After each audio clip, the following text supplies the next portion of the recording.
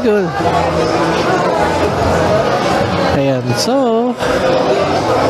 ito yung pinagagawa ko dati eh. Ayan.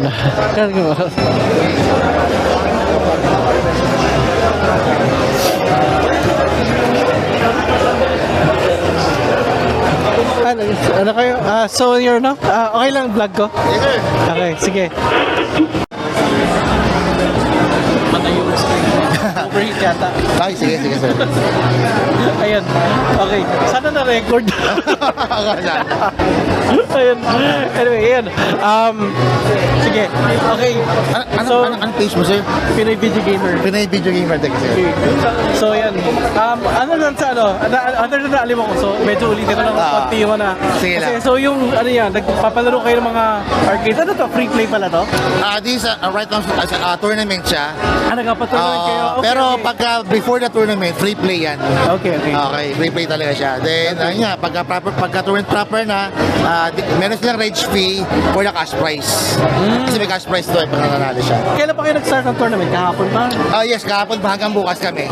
Okay. 3 days for Toycon. Okay, so pumabalik sila araw, on the daily o... Yes, makikita mo doon sa meron tayong schedule doon sa may wall.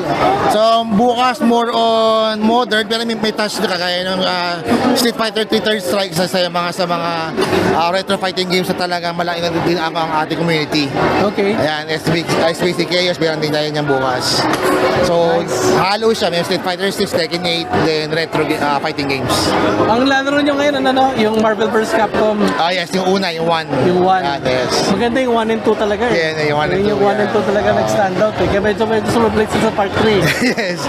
So, yun, I think nagkaroon ng problem with Fox yata, with yung licensing, no?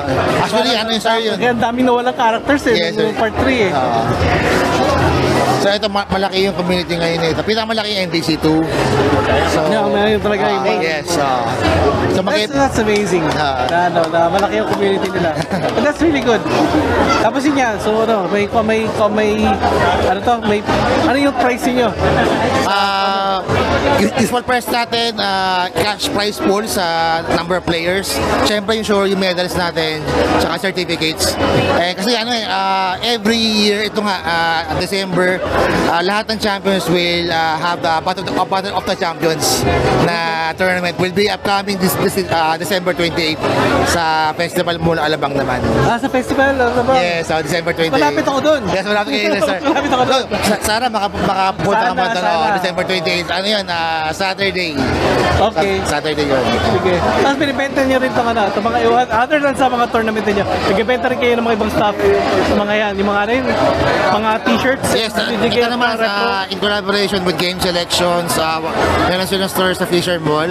Talagang retro games ang kanilang cater. Restore, repair, tsaka sales. No? That's cool. Yes, That's cool. kasama natin sila sa... Yeah. Kasi, as in, retro gaming is really picking up. Yes. Talagang ngayon, malaki community ngayon. Yes, malaki. So, that's really good na yung nagre-repair, kasi, actually, meron akong PS3 na gusto ko ma-repair eh. Yan, pwede yan, sir. Kahit yung mga mas luma doon, PS1. Hindi kasi gusto ko sa PS3, yun yung yung original eh. Yung may processor na, PS2. PS2. Ay, backwards pa, sir, yung pinakauna. That's why gusto ko mabuhay yun eh. Sa buhay. Kaya malaking bagay sa akin yung PS3 Yan, na yun eh. Game Selections yan. Maaasahan natin yan dyan. Yeah, that's a major sa akin. Major. As in, para sa akin, that's the best console kasi 2-in-1 siya technically. Actually, 3-in-1 kasi PS1 pa. PS1. Diba? Yun yung ganda ng console na yun eh. As in, kaya hindi naman tapatan sa presyo in the sense yung what it can do before. Yan. Believe na believe talaga ako. It's hard drive na yung ginagawa ng Xbox na backward compatibility yung style nila. Yes, ganun din. Maganda naman sila kasi they make an effort to make it work. May backward, yes, backward. Pero yun sa native eh. Yes, native talaga siya. Pero yun, sa PS3.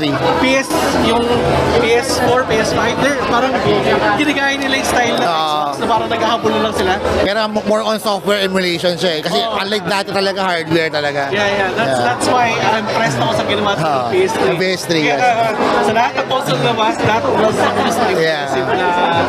na other ka siguro sa mga Game Boy, ah. Game Boy kasi, di ba? Iba yun, Game Boy, yun, mga ano eh, nag-scale din sila eh. Meron din sila, meron din. Kilala na mga DS eh. Oh, yes.